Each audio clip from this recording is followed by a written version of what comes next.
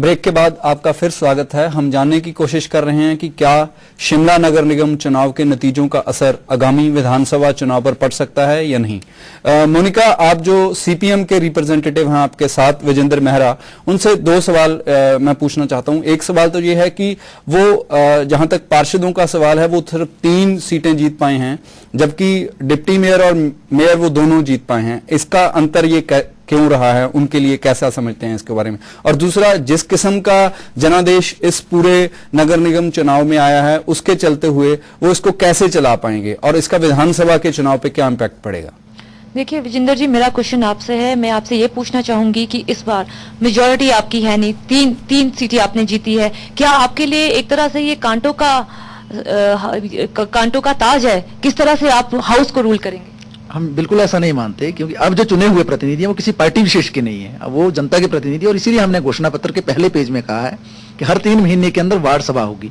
उस वार्ड सभा के अंदर काउंसलर भी जाएगा, डिप्टी मेयर मेयर भी जाएंगे, कमिश्नर भी जाएंगे, असिस्टेंट कमिश्नर भी जाएंगे, तमाम लोग उसमें शामिल होंगे। इससे कोऑर्डिनेशन बनेगा। ये कोऑर्डिनेशन की बात आप करें, कोऑर्डिनेशन कैसे बनेगा? क्योंकि मेजोरिटी आपके पास नहीं है, एक तरह का क्योस नहीं इससे होगा? नहीं, बिल्कुल नहीं होगा। अगर आप पिछला इतिहास देखिए, बेशक एक पार्टी का बहुमत था, मेयर भी उनके थे, डिप्टी मेयर भी उनके थे, क्योंकि इनडायरेक्ट इलेक्शंस होते थे, लेकिन जो काउंसलर का जो महत्व था उन इलेक्शंस में बिल्कुल खत्म था। आपने देखा होगा पहले भी कि मेयर जो है वो बिल्कुल सुपर पावर बनकर जो है नजर आता था और वो जनता के बीच में जाता भी नहीं था और काउंसलर्स को दरकिनार करने की कोशिश करता था। ये जो हमारा वार्ड सभा का जो कंसेप्ट हमने लाया अपने घोषणा पत्र में, जिसको जनता ने उसको माना भी है और उसको मानते हुए समर्थन जो है सीपीएम को दिया है। इन वार्ड सभाओं के माध्यम से जो कोऑर्डिनेशन बनना चाहिए, क्योंकि बेसिकली जो ये कॉर्पोरेशन है, कॉर्पोरेशन केवल मेयर नहीं है, ये कमिश्नर नहीं है, ये basically councillors, mayor, deputy mayor और पूरा जनता इसमें जो शामिल है। तो इसलिए हम ये मानते हैं कि इसके जरिए कोऑर्डिनेशन बनेगा। और क्योंकि गणेश दत्त जी भी यहाँ पर मौजूद हैं, सिंगल लार्जेस्ट पार्टी ये बनकर उभरे हैं, और दूसरे क्योंकि कांग्रेस के लोग यहाँ नहीं आ पाए, तो हमारा इनसे अनुरोध रहेगा कि हमारी तरफ से भी सहयोग होगा और ये भी इसमें सहयोग करें और अच्छे तरीके से जो है सहयोग से आप काम करेंगे। क्या आप ये मानते हो कि जो ये इलेक्शन है आगे कहीं ना कहीं ये रिफ्लेक्ट करेंगे असेंबली इलेक्शन में? इसमें कोई बिल्कुल निश्चित तौर से मैं उस बात से इत्तेफाक नहीं रखता था जो गणेश जी ने कही थी कि सबसे ज्यादा काउंसलर्स इनके आए और मेयर डिप्टी मेयर सीपीएम के आए। उसके कारण है क्योंकि काउंसलर्स के लिए नॉर्मली आदमी पर्सनल रेपो के आधार पर या उसके जो सामाजिक जो रिश्ते हैं उसके आधार पर वोट करता है, लेकिन जो इस लेवल का इलेक्शन है जो कि 3 विधानसभा क्षेत्रों को कवर करता है, तो उस लेवल पर जो है पॉलिटिकल आउटलुक के आधार पर जो लोग वोट करते हैं, क्या नीतियां हैं, किन नीतियों को लेकर जो कोई पार्टी विशेष चल रही है, तो निश्चित तौर से क्योंकि ये इलेक्शन भी कुछ मुद्दों पर हुआ है, ये रिटेंशन पॉलिसी का सवाल है, चाहे आपका प्रॉपर्टी टैक्स का मुद्दा है, अपार्टमेंट एक्ट का मुद्दा है, बुनियादी जरूरतें जो है पानी की है, सीवरेज की है या आपकी सफाई की है, ये तमाम चीजों को लेकर हुआ। और यही मुद्दे जो है शिमला और इसके इर्द गिर्द के विधानसभा क्षेत्रों में रहते हैं। तो मैं ये मानता हूं कि आने वाले समय के जो विधानसभा चुनाव होंगे, क्योंकि बहुत दूर उसका समय नहीं है, इसी तरीके का जो ये सिलसिला आगे जारी रहेगा। देखिए आपका क्या मानना है गणेश जी, क्या कहीं ना कहीं आपको लगता है ये जो विधानसभा आगे इलेक्शंस आने हैं उसको यहाँ कहीं ना कहीं रिफ्लेक्ट करेगा?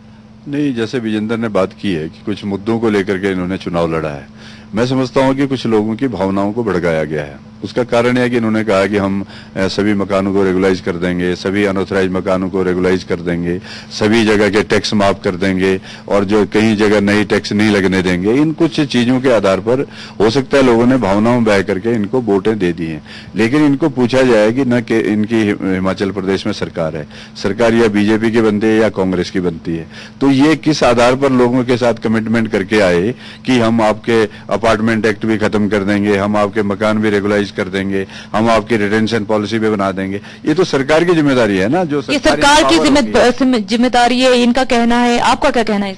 मैं ये मानता हूं कि गणेश दत्त जी शायद जानते होंगे कि सुप्रीम कोर्ट ने भी एक रूलिंग दी है और 74वां जो संशोधन है संविधान का, उसने साफ तौर पर कहा है कि 18 ऐसे विभाग हैं जिन विभागों को सरकार, चाहे केंद्र की है चाहे राज्य सरकार, उसमें हस्तक्षेप नहीं उसको करना चाहिए और कॉर्पोरेशन या नगर निकायों को उसमें खुला जो है काम करने देना चाहिए। तो ये जो 18 विभाग हैं जिन पर असल में काम होना चाहिए, चाहे वो वाल्मीकि आवास योजना है, चाहे वो आपका JNURM है, चाहे आपका जो आज जो सब प्लान है, SC/ST सब प्लान, ऐसे 18 विभाग हैं जिनके अंदर जो है बहुत सारी कोशिशें हो सकती हैं जनता को फायदा देने की। उन तमाम चीजों को कांग्रेस और भाजपा ने कभी समझा ही नहीं है और एक तरह से ये ठीकरा फोड़ने का काम होता रहा है कि केंद्र के अंदर जो है कांग्रेस की सरकार थी, प्रदेश के अंदर भाजपा की सरकार थी, इसलिए काम नहीं हो पा रहा है। हमारा ऐसा मानना है कि हम जो है ये हक जो है जो संविधान संशोधन ने हमें दिए हैं, सुप्रीम कोर्ट ने उस पर रूलिंग दी है, उसको हम लेके रहेंगे। और जहां तक रिटेंशन का सवाल है तो मुझे ये बड़ी हैरानी हो रही है कि भारतीय जनता पार्टी पिछले दिनों ही जो शहरी आवास मंत्री हैं महेंद्र सिंह जी और जो भारतीय जनता पार्टी है उसने इस बात को खुद कबूला है कि रिटेंशन पॉलिसी जो है लागू होनी चाहिए। आज ये मुकर रहे हैं वो अलग बात है कि इलेक्शन से पहले माना, लेकिन आज उस चीज से मुकर रहे हैं। तो आपको क्या लगता है कितना बड़ा रिटेंशन पॉलिसी के बारे में या जो हमने कमिटमेंट किया हमसे मुकरने वाले नहीं है, लेकिन मैं इनके बारे में ये बोल रहा हूँ कि इनकी न हिमाचल में सरकार है, न इनके पास लेजिस्लेचर है कि भाई कोई वो जाकर के अपना विधानसभा के अंदर रिप्रेजेंटेशन करें, लेकिन लोगों को एक झूठे आश्वासन दे करके खोखले वायदे करके वो करें। जहां तक घोषणा पत्र में जो भी बातें हमने लोगों के बीच में जाकर के कही हैं हम उस पर स्टैंड करेंगे और उसको लागू करने का प्रयास करेंगे। लेकिन जहां तक मैंने कहा कि भाई पिछले डेढ़ साल से इन्होंने लोगों की भावनाओं को भड़का करके लोगों के बीच में जाकर के कुछ ऐसे वायदे किए हैं जो इनके जो अधिकार क्षेत्र में नहीं थे। मोनिका, गणेश दत्त जी जो वहां पर राज्य सरकार है उसके बिहाफ पे ये कह रहे हैं कि सीपीएम की ना वहां पर राज्य में सरकार है और ना केंद्र में सरकार है।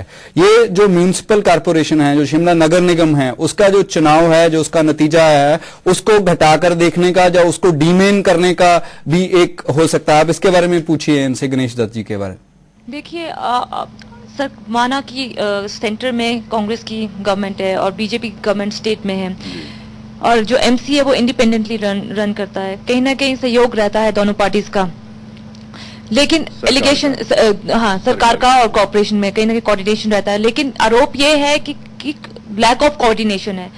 सरकार ने कभी सहयोग नहीं दिया म्युनिसिपल कॉर्पोरेशन को। 5 सालों में ये एलिगेशंस लगते गए और अभी भी लगाए गए, अभी पीछे भी नहीं। ये झूठे एलिगेशंस है। जितना भी मतलब प्रदेश सरकार की ओर से नगर निगम की बेहतरी के लिए हुआ है माननीय मुख्यमंत्री जी ने किया है।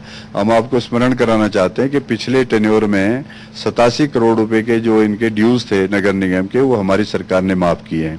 इस बारी भी 84 करोड़ रुपया जो है अभी तक नगर निगम को सहायतार्थ हम दे चुके हैं। 125 करोड़ रुपए की देनदारी अभी नगर निगम की है जो सरकार के पानी के बिल और बिजली के बिलों के बाकी रहते हैं। लेकिन हम उन चीजों से हट करके नागरिक सुविधाएं देना हमारी सरकार का भी कर्तव्य है। हम उसके प्रति कटिबद्ध हैं कि उसको हम करेंगे ही। लेकिन जहां जहां तक कन्फ्रंटेशन वाली स्थिति कोई लाने का प्रयास करेगा तो हम चाहते हैं कि उसमें सरकार के साथ अच्छा समन्वय बना करके, तालमेल बना करके एक अच्छा वातावरण खड़ा करके आगे जाने का प्रयास करना चाहिए। क्योंकि अब सीपीएम का रोल बदल गया है। सीपीएम पहले केवल झंडा लेकर के मुर्दाबाद, होवरबाद इस तरह के नारे लगाने तक का इनका जो काम था, अब वहां पर एक डिलीवर करने का समय आया है। तो इनको थोड़ा सा अपनी जिम्मेदारी को चेंज करना पड़ेगा। जिम्मेदारी को चेंज करना पड़ेगा। आपको लगता है कि आप एक जिम्मेदारी पूरी कर पाओगे? लैक ऑफ कोऑर्डिनेशन की बात जो मैंने की, वो वही क्वेश्चन मैं आपसे पूछती हूँ। आपको लगता है कि लैक ऑफ कोऑर्डिनेशन रहेगा? मेजोरिटी भी नहीं है, सरकार अभी बीजेपी की है, आगे जायज है बीजेपी या कांग्रेस की आएगी। किस तरह से आप वर्किंग करेंगे? हाउस कैसे काम करेंगे? जिम्मेदारी हम बिल्कुल निभाएंगे और हमने जनता से जो वायदा किया वो केवल वायदा नहीं है, घोषणा पत्र नहीं है, वो असल में उसको हकीकत में लागू करने के लिए हम इसको आए हैं। और हमारा ये ऐसा मानना है कि कोऑर्डिनेशन का जहां तक सवाल है, हमने कभी भी ये नहीं कहा है कि भारतीय जनता पार्टी की प्रदेश सरकार से हमें कोई परहेज है। जहां तक नगर निगम को रूल करने का सवाल है, उनसे सहायता लेने का सवाल है, या केंद्र सरकार का, जैसा मैंने पहले जिक्र किया कि अब तो जो नगर निकाय है उनको एक तरह से 74वें संविधान संशोधन ने इतनी पावर्स दे दी हैं जिसको कांग्रेस और भाजपा दोनों लागू नहीं करवा पाए। सबसे मुख्य जिम्मेवारी तो हमारी यही रहेगी कि अगर उसको हम उसको लागू करवाने में अगर हम सफल हो पाए तो काफी सारी दिक्कतें जो है नगर निगम के अंदर जो है उसका खात्मा होगा। और दूसरी बात यह है कि जहां तक बजट की बात है, निश्चित तौर से हम प्रदेश सरकार से बातचीत करेंगे, सौहार्दपूर्ण वातावरण हम बनाएंगे और हम बातचीत करके जो है सहयोग से हम उनसे भी मदद चाहेंगे। हालांकि हम ये मानते कि ये कह रहे थे कि बहुत सारा सहयोग दिया, लेकिन हमारा ये कहना है कि पिछले 26 वर्षों से जो नगर निगम की हालत हुई है, केवल कांग्रेस पार्टी को जिम्मेवार नहीं ठहराया जा सकता है। 3 बार यहाँ इस दौरान कांग्रेस की सरकार रही, 3 बार यहाँ पर बीजेपी की सरकार रही। और देखिए इतिहास कि इन वर्षों के दौरान एक जमाने में आपके पास नगर निगम के पास स्कूल भी थे, स्वास्थ्य भी था, सड़कें भी थी, आपके पास जो है और दायरे भी थे, लेकिन वो काफी सारी चीजें छूट गई। इसके लिए कौन रिस्पॉन्सिबल है? क्या केवल नगर निगम है? इनका कहना है कि नगर निगम ही रिस्पॉन्सिबल नहीं है, कांग्रेस भी नहीं रिस्पॉन्सिबल है, बीजेपी भी कहीं ना कहीं इसके लिए रिस्पॉन्सिबल है। इनका कहना है कि आपका सहयोग नहीं रहा है इसमें। इनका जो विषय खड़ा किया इन्होंने, ये बहुत अच्छा विषय है, लेकिन इन्होंने कभी, जब कांग्रेस की सरकारें होती हैं तो ये इन विषयों को नहीं उठाते हैं। इस विषयों को हमने उठाया क्योंकि नगर निगम के पास पहले गेटी थिएटर भी हुआ करता था, ये जो रिपन हॉस्पिटल था ये भी हुआ करता, ट्रांसपोर्टेशन भी हुआ करती थी। एक टाइम तो फॉरेस्ट भी नगर निगम से गवर्नमेंट के हवाले कर दिया गया था, लेकिन फॉरेस्ट को हमारी सरकार ने दोबारा से नगर निगम को दे दिया।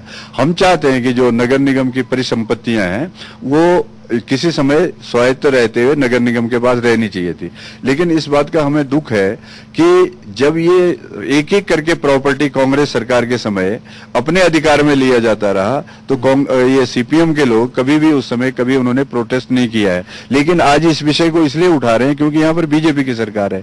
लेकिन हमने जैसे कहा है कि जो भी नगर निगम के अधिकार क्षेत्र है, 74 अमेंडमेंट में जो भी उत्तरदायित्व है, जो नियम के अनुसार, जो हमारा अमेंडमेंट कानून है उसके अनुसार, उसको सरकार निश्चित तौर पर देगी। इसके लिए हम किसी को वो नहीं कहेंगे भाई। मेरा आपसे एक बड़ा क्वेश्चन ये है कि क्या आप इनको सहयोग करोगे? क्या बीजेपी सीपीआईएम को सहयोग करेगी? अब इसमें हम सीपीएम को सहयोग नहीं करेंगे, हम सहयोग करेंगे शिमला की जनता को, शिमला की जनता की बेहतरी के लिए, शिमला के डेवलपमेंट के लिए, शिमला के सर्वांगीण विकास के लिए जो भी यथासंभव सरकार करना चाहेगी, कर सकेगी, वो निश्चित तौर पर करेगी।